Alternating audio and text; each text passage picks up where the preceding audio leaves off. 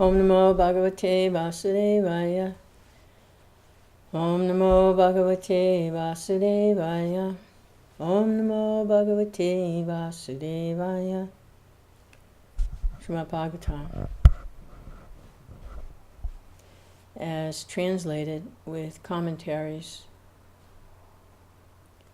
by His Divine Grace A.C. Bhaktivedanta Swami Prabhupada, founder Acharya of the International Society for Krishna Consciousness.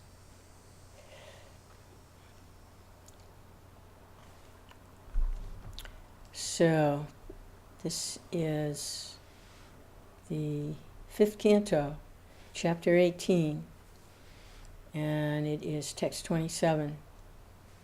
So, chapter 18 is Sukadeva Goswami's describing. It's like he's taking Maharaj Parikshit on a tour of the different tracts of land in Jambudvip. It's an island, spiritual. It's described as being one of the islands of Jambudvip in the universe, and on a universal scale. Calls it an island, and on that island there are different tracts of land. They're called varshas, and in those varshas there are different predominating personalities, and they are focused on worshiping the Lord in a certain aspect of the Lord in His incarnation. So one of the tracts of land, one of the varsas, they're worshiping the Lord in His incarnation as Hayagriva. And then another tract of land, they're worshiping under the direction of Prahlad Maharaj. They're worshiping the Lord as Lord Nrsimhadev, half lion, half man. And in another tract of land, which we were just hearing about, the goddess Lakshmi is the predominating personality there, and predominating devotee. And the Lord is approached as Kamadev, most beautiful, all attractive personality, like a Cupid-like form of the Lord.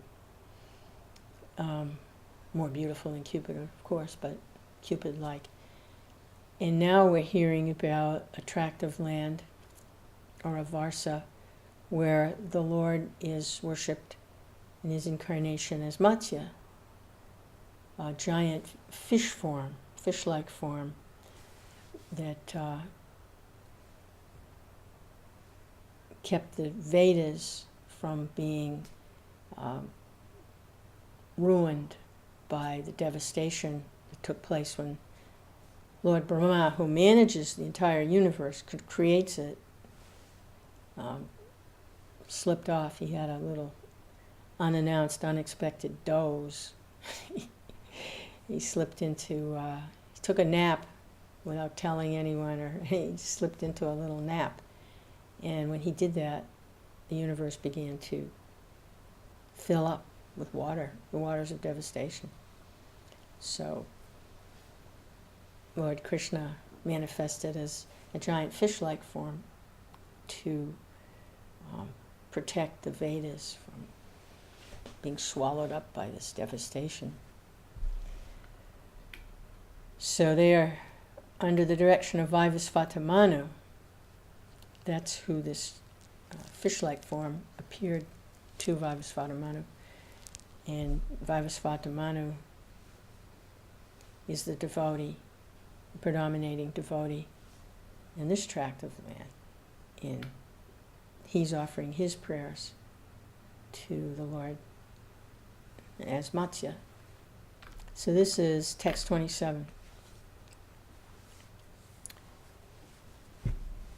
Vyāsadeva Manu continues, My Lord, from the great leaders of the universe, such as Lord Brahma and other demigods, down to the political leaders of this world, all are envious of your authority. Oh, Apologies. These are the verses we read last time. I usually keep a record so that we can pick up where we left off, but sometimes I forget to mark it down. So let's see where we actually left off. Okay, it's actually the next verse. So we'll just go to text 28. And it is Vivasvata Manu continuing his prayers to Matsya. And so those prayers continue here in text 28.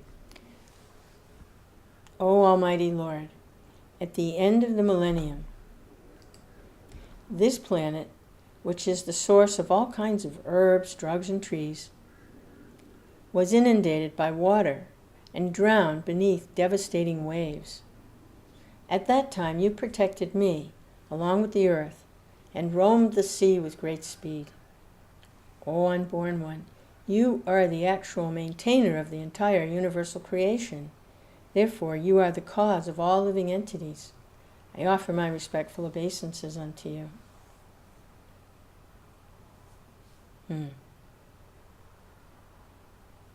So, there are accounts in different scriptures, different cultures of giant flooding, where the earth is flooded. Of course,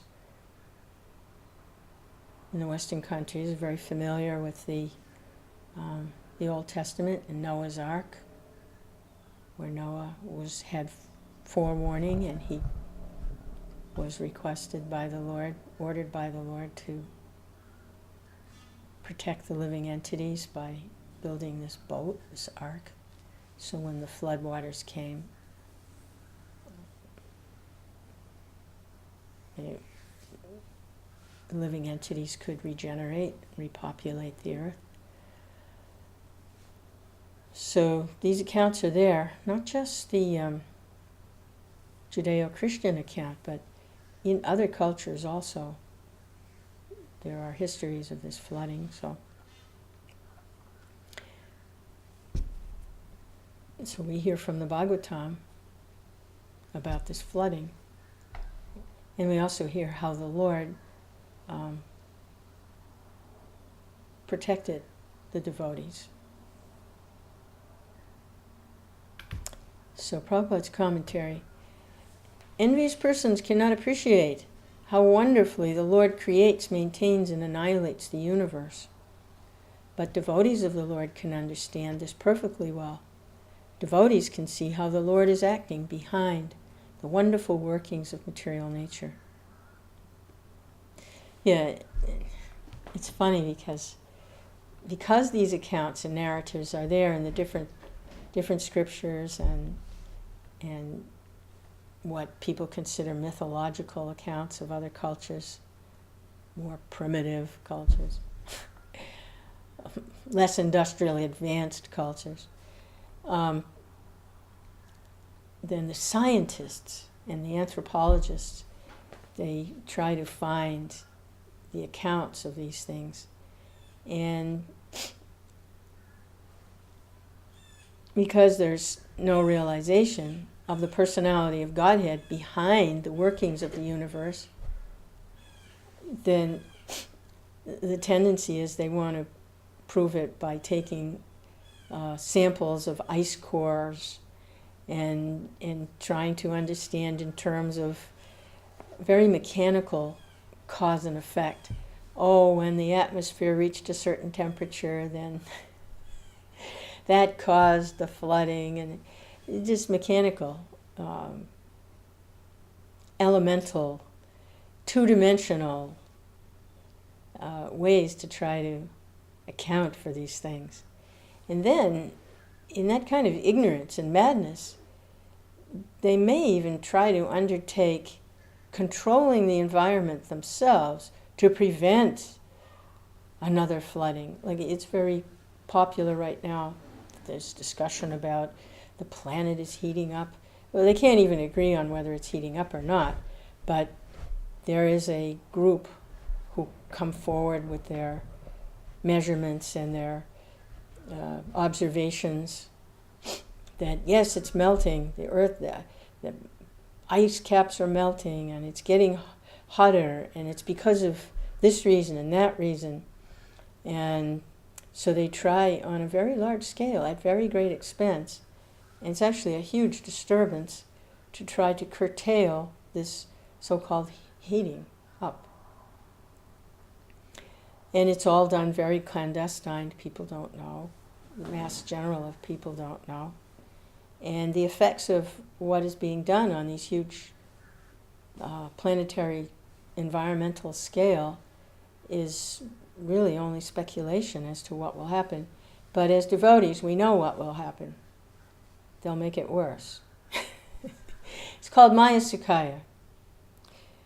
Maya Sukkhaya means there's a material situation and you try to come up with a material solution, and it may appear to fix what they were trying to fix, but it has its own repercussions, which a lot of times are even worse.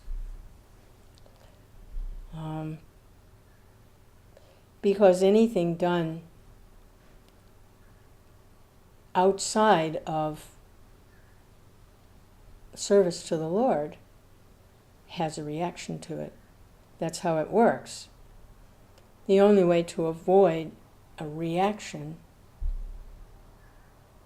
is by engaging in devotional energy, devotional service.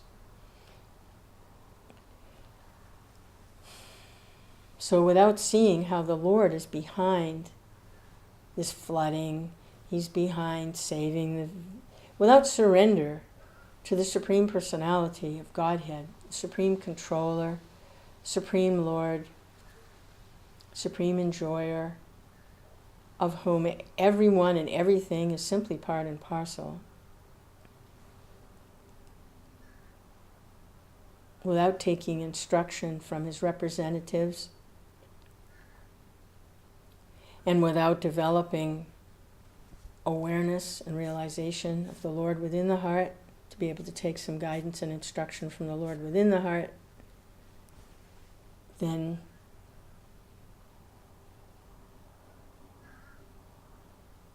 there's problems. Like the nuclear energy is a huge problem.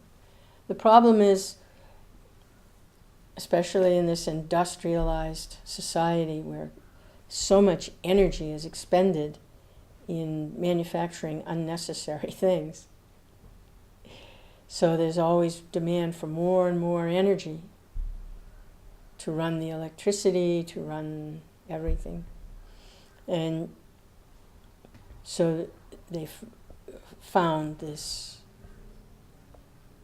nuclear energy, splitting atoms. They can release a tremendous amount of energy. So a lot of research has been done to see how to harness this energy. And they've come up with these nuclear energy plants. And it seems to solve the problem of electricity. And the fuel is abundant. There's enough fuel. They don't have to worry about running out of fuel. But the side effects or the problems that it causes are catastrophic, simply catastrophic.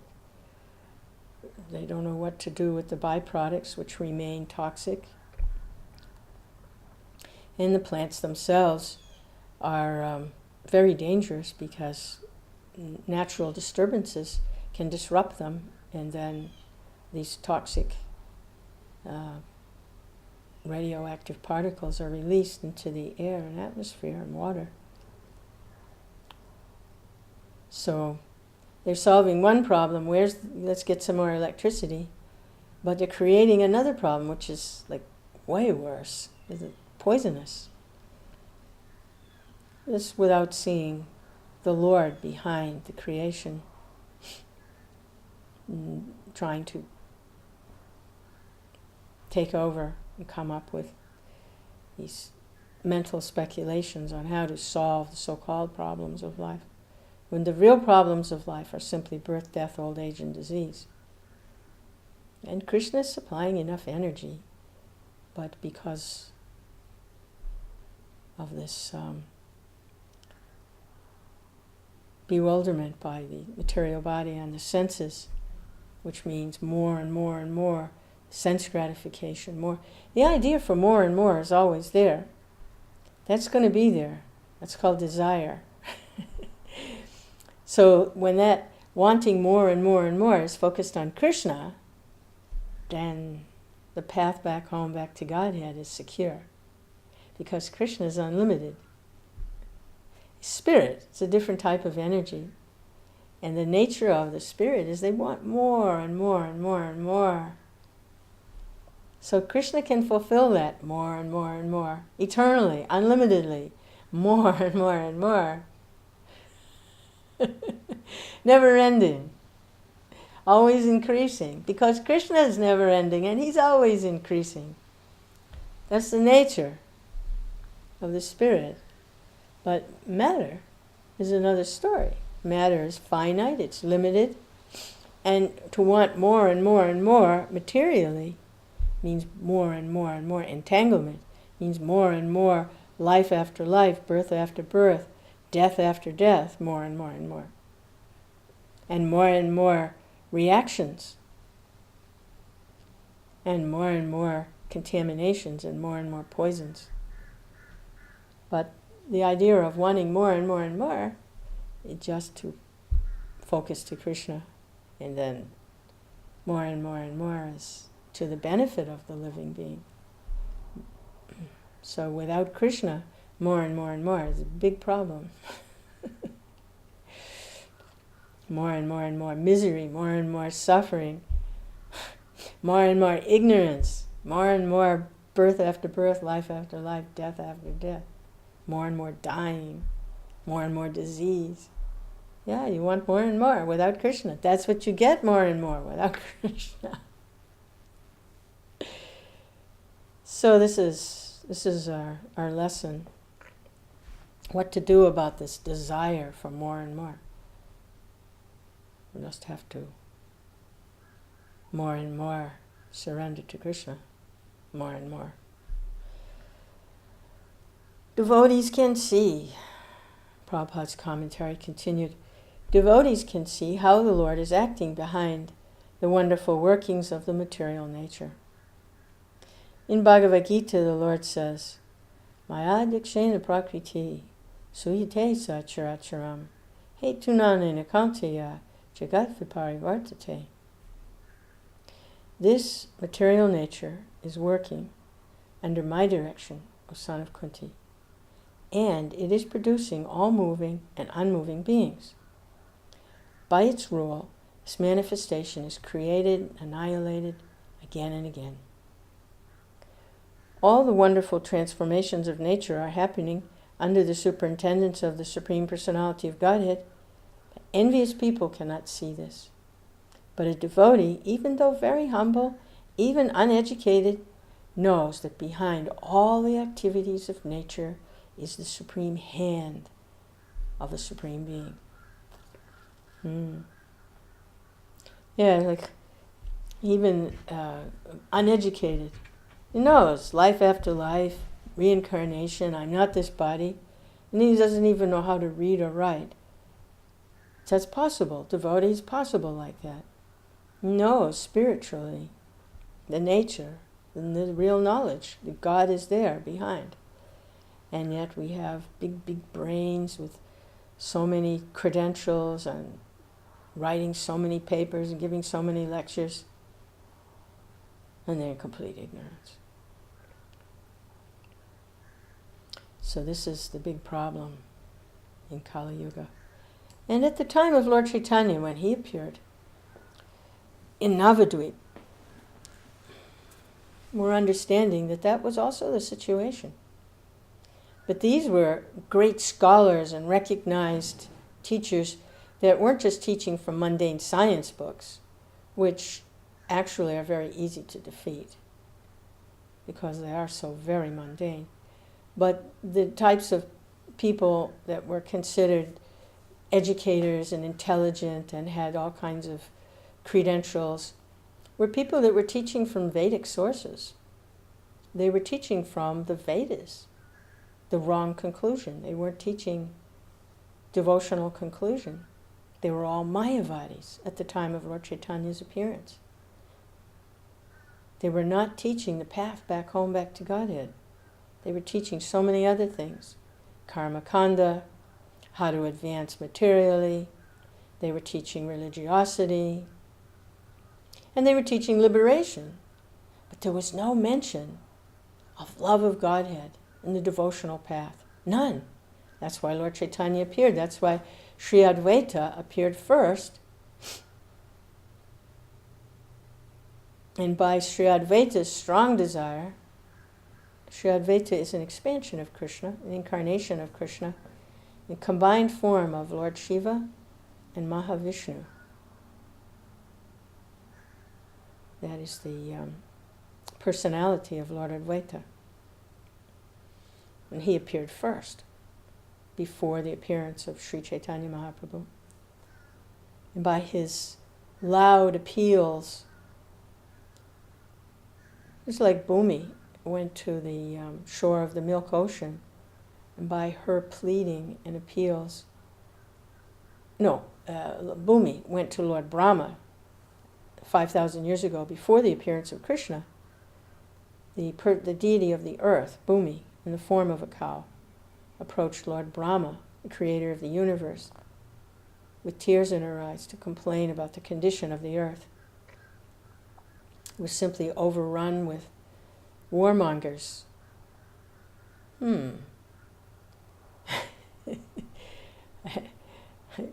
Like today, it was simply overrun with warmongers and fighting, unnecessary fighting and military, and there was no peace. And so she appealed to Lord Brahma, who then went to the ocean, the shore of the ocean of milk, where Lord Mahavishnu is residing, and appealed to the Lord on behalf of the earth. And he was assured by Lord Krishna that he would be appearing soon to correct the situation. Wherever and whenever there's a decline of religious principles, I descend myself, O Bharata, to protect the devotees, the pious, and to annihilate the problem makers, the atheists. Of course, being annihilated by the Lord would get liberation, but they are annihilated, and then the path becomes opened up again. So the situation was like that in Navadvip. They were preaching everything, but no bhakti, no devotional service. And the devotees that were there, that were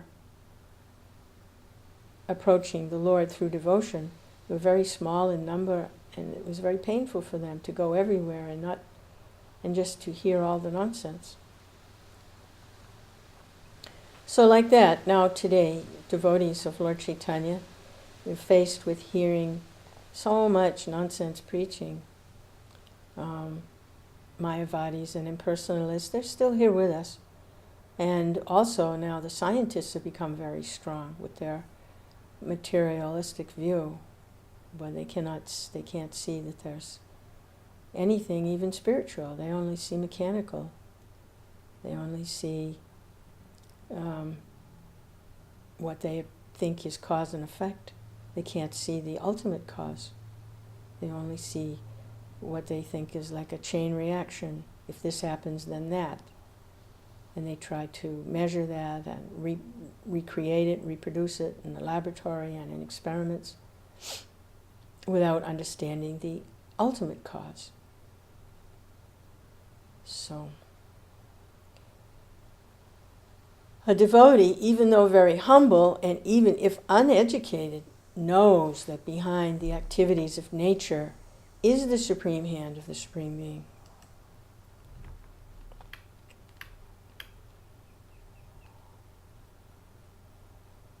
And how does such a person know? How do they know? Maybe they're just imagining things. How do they know? Uneducated person, believing some nonsense. They know because within the heart the Lord is there. And the Lord is giving direction, is giving guidance. And such a person is taking shelter of the Lord. And his guidance always proves good. He's never wrong. The Lord never gives misguidance. He always gives good direction. And that can be tested out.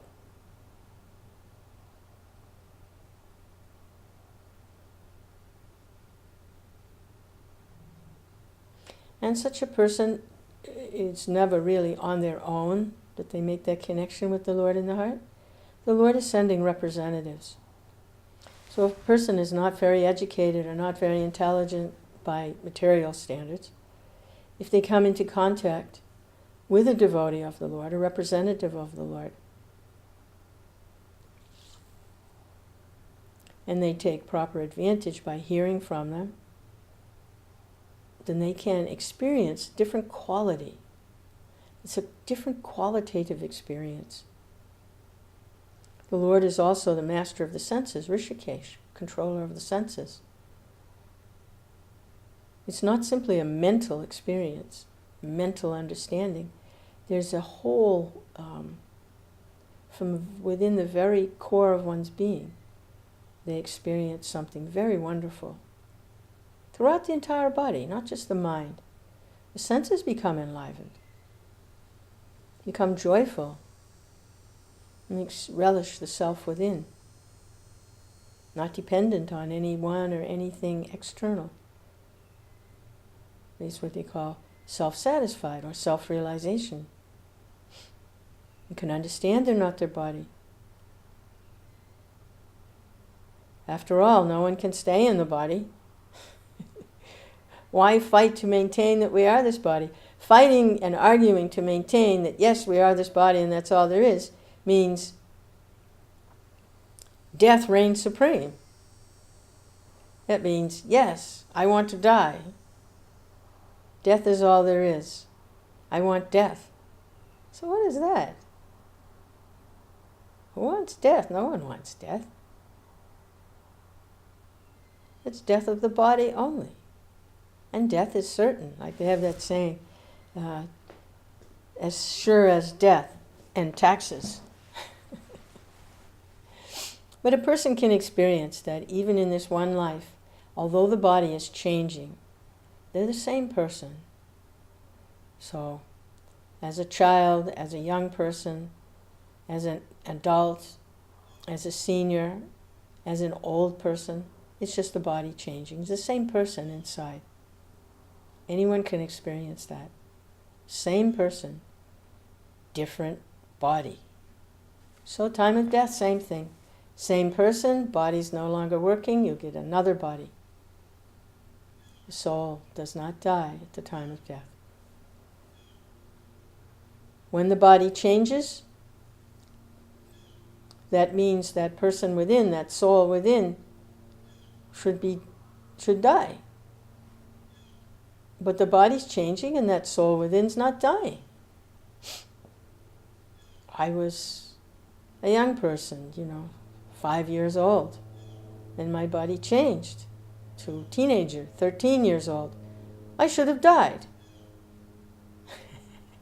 Actually, going into teenage years can be quite mortifying. It is a difficult experience for most children, especially in this Kali Yuga. But I didn't. I'm the same person, and I have all my memories of what I went through and all my different activities through different stages of life. So I'm the same person, just the body's changing. Now it's getting older, and it's going to get a lot more decrepit. And it's a great blessing, actually. Old age is a great blessing. People look at it like, oh, the horrible thing. No, it's a great blessing because the soul within, if someone is fortunate, the great tragedy is when someone passes away prematurely and they don't get to go through all the phases of the change of the body. Because going through the phases of the change of the body means gradually being able to become detached from the body and to begin to really see oneself as a spirit. It's a great blessing, a great blessing for everyone to reach old age. It's a great blessing to help one to advance spiritually. So, here's the next verse. Sukadeva Goswami continued, in Hiranmaya Varsa, the Supreme Lord Vishnu lives in the form of a tortoise. Okay, so Sukadev's now taking Maharaj Parikshit, he's taking him on a tour. We just left the description of where Matsya is worshipped by Vaivasvata Manu. Now we're going where the tortoise form of the Lord is being worshipped. So in Hiranmaya Varsa, the Supreme Lord Vishnu lives in the form of a tortoise, Kurma Sarira. This most dear and beautiful form is always worshipped there in devotional service by Aryama, the chief resident of Hiranmaya Varsha, along with the other inhabitants of that land. And they chant the following hymns. Okay, so this is the giant tortoise. We're going to hear about this incarnation. Prabhupada's commentary. The word Priyatama, dearmost, is very significant in this verse. Each devotee regards a particular form of the Lord as most dear. Because of an atheistic mentality, some people think that the tortoise, the boar, and the fish incarnations of the Lord are not very beautiful. They do not know that any form of the Lord is always the fully opulent personality of Godhead. Since one of his opulences is infinite beauty, all the Lord's incarnations are very beautiful and are appreciated as such by devotees. Non-devotees, however, think that Lord Krishna's incarnations are ordinary material creatures, and therefore they distinguish between the beautiful and the not beautiful. A certain form of the Lord is worshipped by a particular devotee because he loves to see that form of the Lord. As stated in Brahma Samhita, Advaitam Achudam Anadim Anantarupam Adyam Paranam Anyam Parana Parasham Navayovanam Cha. The very beautiful form of the Lord is always youthful. Since servants of a particular form of the Lord always see that form as very beautiful, and thus they engage in constant devotional service to him. The form of the Lord is a tortoise. You can understand if you've ever seen up close some of these big tortoises, like they may have, a place where people can go and see these caged up, captured, penned up animals.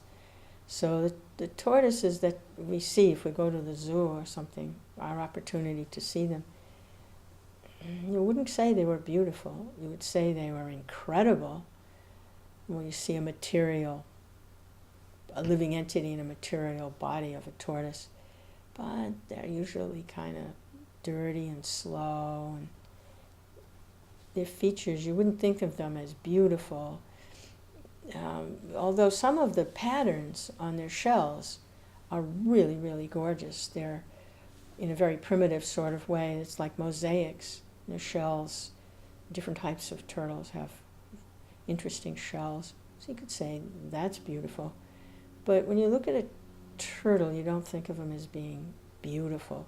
When you look at a swan, you might think, oh, how graceful, how lovely. And some of the birds, oh, how colorful, how beautiful, the peacock. But if you look at the reptiles and you see the turtle, first thing that pops into, at least my mind, isn't, oh, how beautiful. It's more like incredible, awesome, fascinating, just incredible, a turtle. But, so here, this isn't an ordinary turtle. This is a transcendental form of the Lord. And for a particular purpose, he has appeared in that form. And we will probably hear about that pastime in the next few verses, why the Lord appeared as a tortoise. But here, we have to take this description that he's actually effulgent, unlimited in his personality of Godhead's unlimited form, in eternal form, transcendental form, and tortoise-like. So, and he says he's very beautiful, he's always youthful. So, what he's doing here as a tortoise is, and the devotees like to see that form, like this Aryama, the chief resident of Hiranmaya Varsa, along with the other inhabitants. And they always pray to this form of the Lord as the tortoise. So these are some of his prayers. This is Aryama praying. O my Lord, I offer my respectful obeisances unto you, who have assumed the form of a tortoise. You're the reservoir of all transcendental qualities, and being entirely untinged by matter, you are perfectly situated in pure goodness. You move here and there in the water, but no one can discern your position. Therefore I offer my respectful obeisances unto you. Because of your transcendental position, you're not limited by past, present, and future.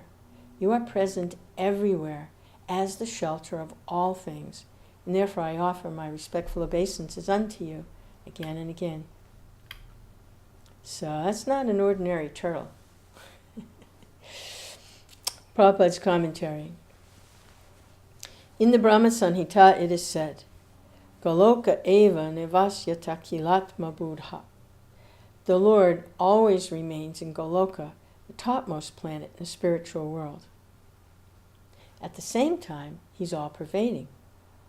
This paradox is only possible for the Supreme Personality of Godhead, who is full of all opulences.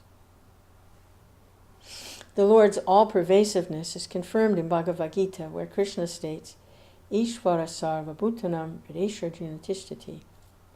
The Supreme Lord is situated in everyone's heart, O Arjuna. Elsewhere in Bhagavad Gita, the Lord says, Sarvasya chaham hridi sanivisto mataksmita jnanam apohanam cha. I'm seated in everyone's heart, and from me come remembrance, knowledge, and forgetfulness. Therefore, although the Lord is present everywhere, he cannot be seen with ordinary eyes. As Aryama says, the Lord is anupalakshita stanam. No one can locate him. This is the greatness of the Supreme Personality of Godhead. So this form is unlimited. The Lord is unlimited.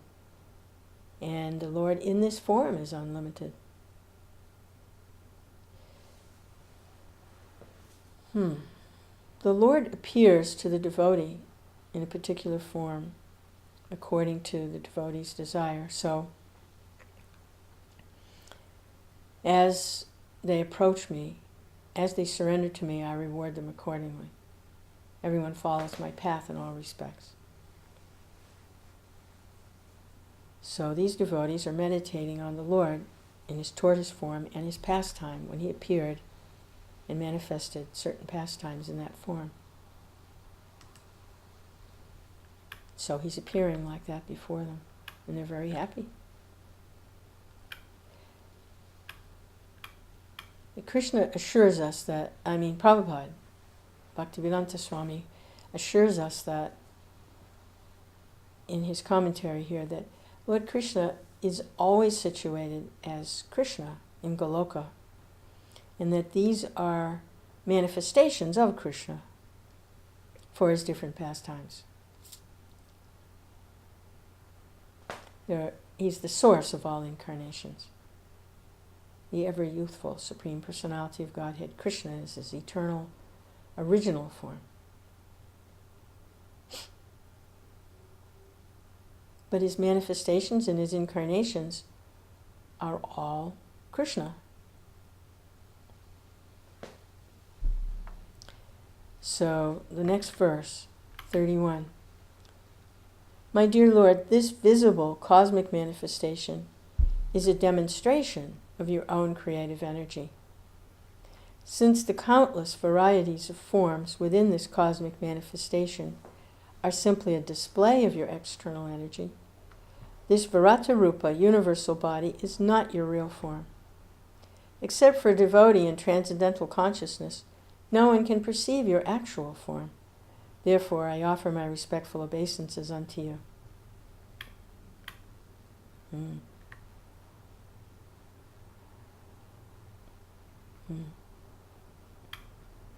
Except for a devotee in transcendental consciousness, devotional consciousness, one cannot perceive your actual form. Prabhupada's commentary.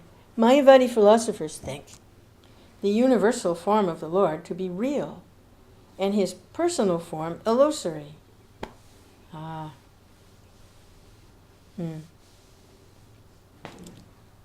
That's the great illusion, Mayavadi illusion, is that the universal form,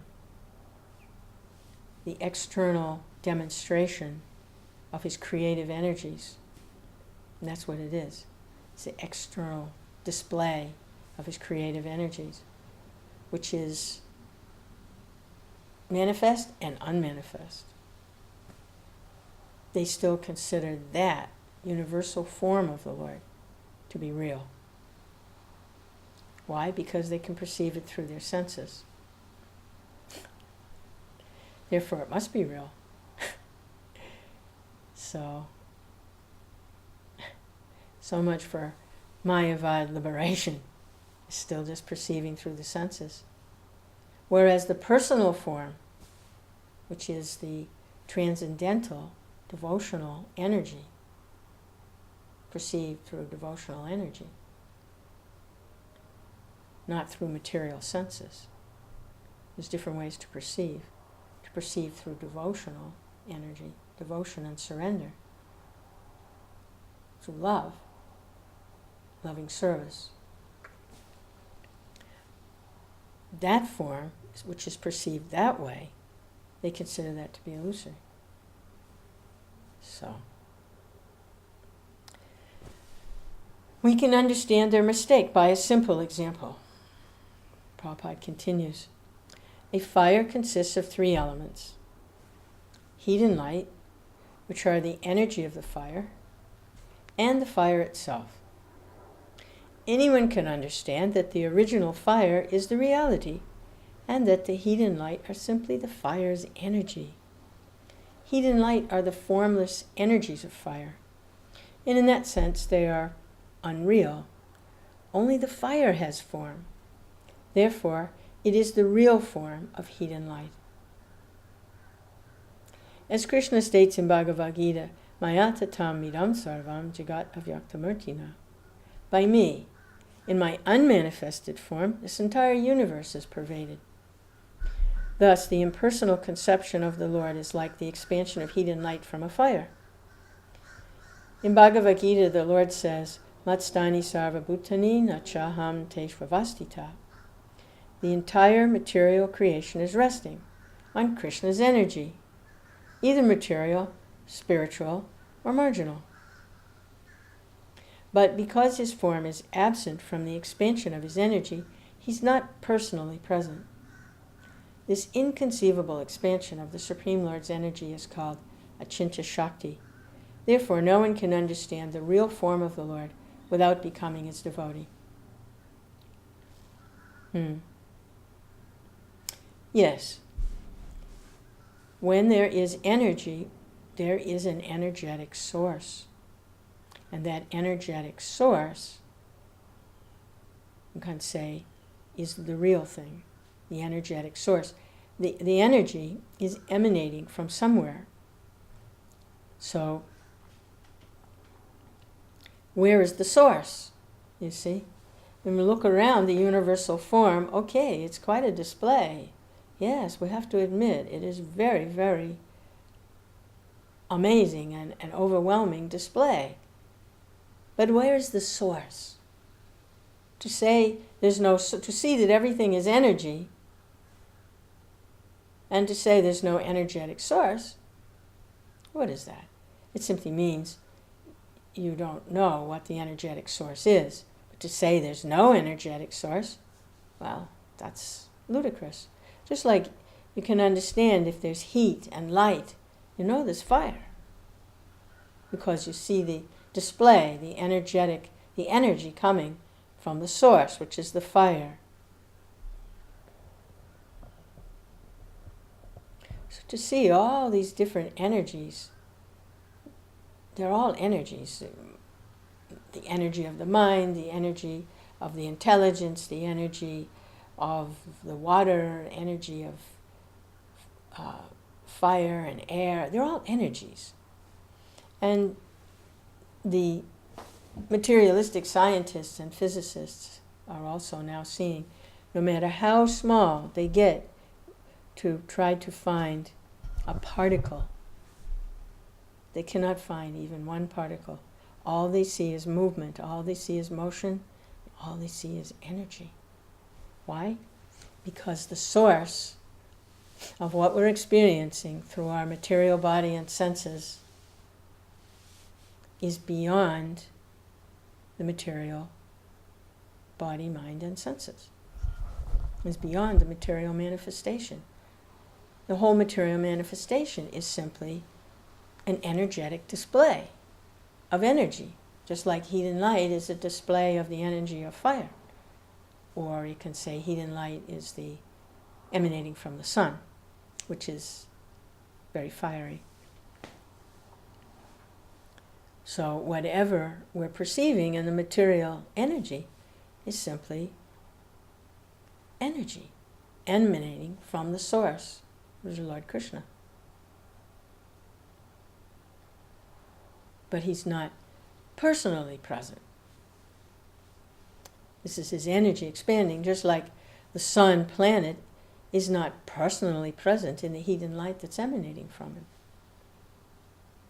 Or the fire itself is not actually present in the heat and light that's emanating from it.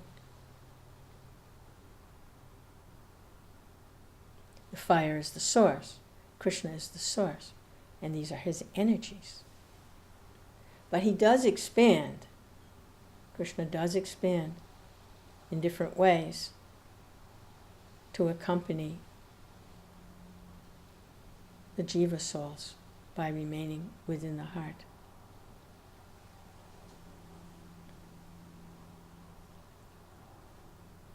So the connection with the Lord is always available.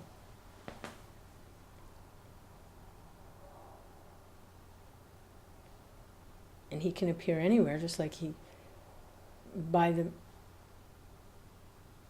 devotion, the love and devotion of his pure devotee, the Lord can appear anywhere. We know from the pastime of Prahlad and Nishingadev that he came out of a pillar that was holding the building up. Came right out of the pillar. It can come out from anywhere. And within the womb of Uttara, when she was being attacked by the nuclear weapon coming from Asvatam, the Lord expanded to insulate the child within the womb, the embryo, Maharaj Parikshit. The Lord can appear anywhere, in any form that he chooses,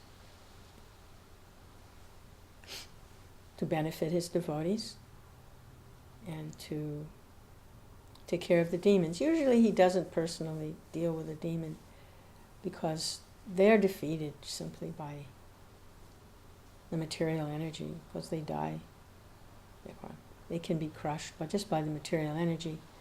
But sometimes he does. And when he does personally take care of a demon, that demon gets liberation. It's a great boon for that soul to be personally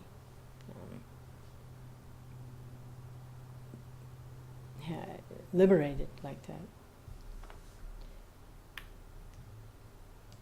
Just like Jai and Vijay, when they were in that pastime where they insulted the great sages, the four Kumara brothers, sons of Lord Brahman, prevented them from entering Vaikuntha, and made fun of them because they appeared as small children.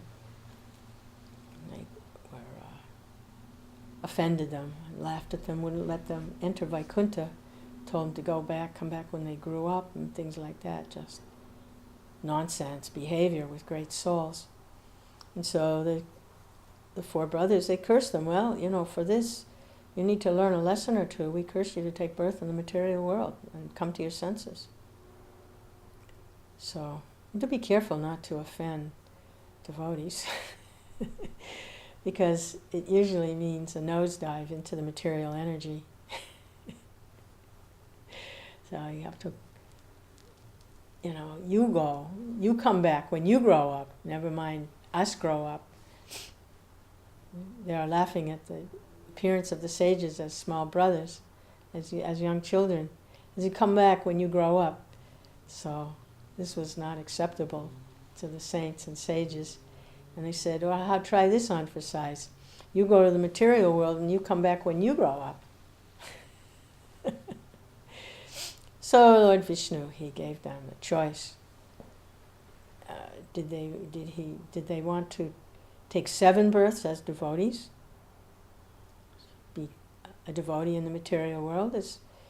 It's not, you don't like it in the material world, but as long as you can serve Krishna, then you're fine. So you want 7 births as devotees? Or you want 3 births as demons, and I'll come and fight with you. So actually, it was Krishna's desire. Sometimes he likes to fight. Who does he fight with? So it has to be like this, a suitable combatant. So his devotee can act the part for fighting. So, because they're very fixed on Krishna. So such a devotee, if they take the part of a demon, they're very, very fixed on Krishna. So that makes for a good combatant, to be very fixed on Krishna. So they had to take the 3 births. They decided, yes, it'll be quicker to come home to you, and we can please you by fighting you also. So we'll serve you by fighting you, and give you pleasure that way, and let you kill us 3 times, and then we can come home.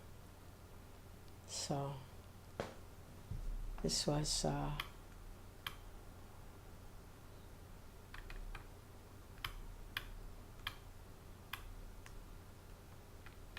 like that. So next verse. Let's see what. Okay. Text 32. My dear Lord, you manifest your different energies in countless forms as living entities born from wombs, from eggs, from perspiration, plants and trees that grow out of the earth.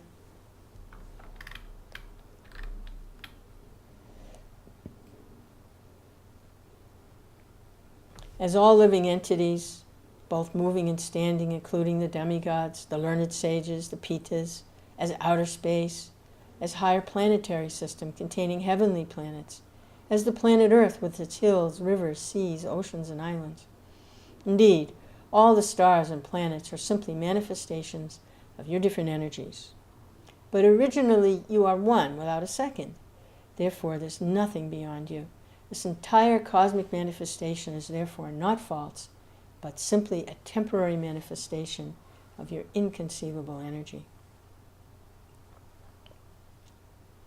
So these devotees, they're praying to Kurma, the tortoise incarnation of the Lord. But they are seeing this tortoise incarnation of the Lord as the Supreme Personality of Godhead manifest in everyone's heart.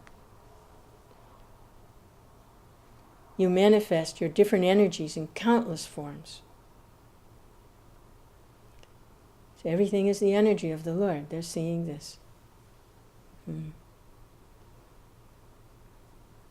They're seeing that this tortoise incarnation is an incarnation of the Supreme Being. And Krishna is accepting their worship. Krishna is accepting their prayers and their offerings. He's protecting and maintaining them. And this is their pastime with Krishna.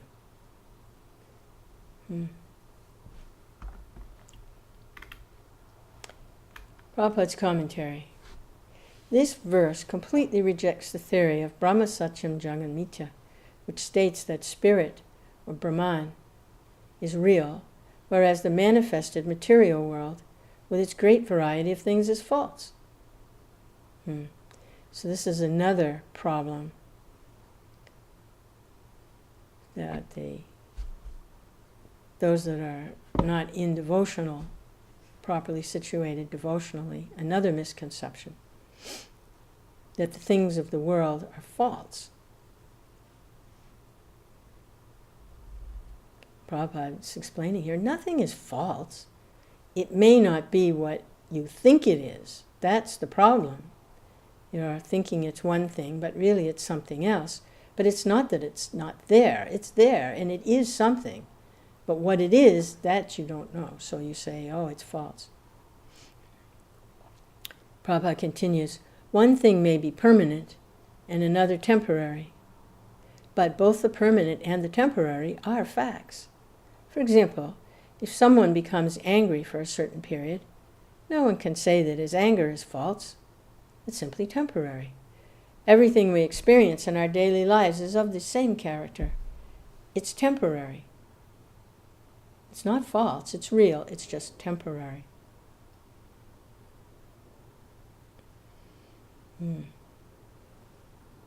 So it's not that this material body, the material mind, is false. It's real, but it's temporary.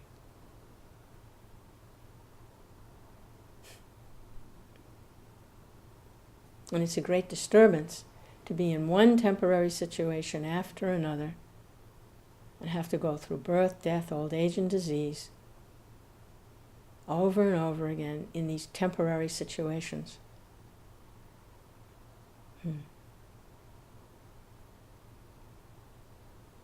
It's a great disturbance.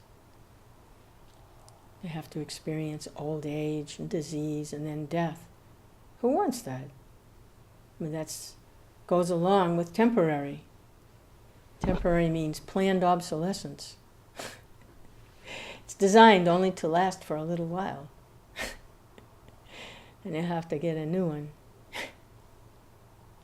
So who wants to keep going through that over and over again? The different kinds of living entities coming from various sources are very clearly described in this verse. Some are born from a womb, and some, like certain insects, from human perspiration. Others hatch from eggs, and still others sprout from the earth. A living entity takes birth under different circumstances according to past activities, karma. Although the body of the living entity is material, it's never false. No one will accept the argument that since a person's material body is false, murder has no repercussions.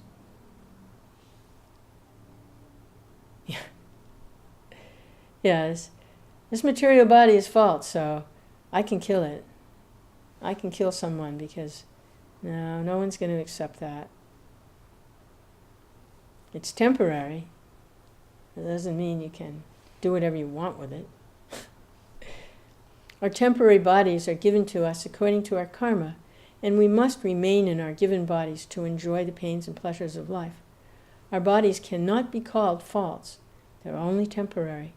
In other words, the energy of the Supreme Lord is permanent, as the Lord himself, although his energy is sometimes manifest and sometimes not, as summarized in the Vedas, Sarvam Kalo Idam Brahma. Everything is Brahman. Oh, how nice. Make that distinction between permanent and temporary. So, to prepare ourselves for a permanent life. Not to mind this temporary, permanent life. And that's available through devotional service. No more birth and death.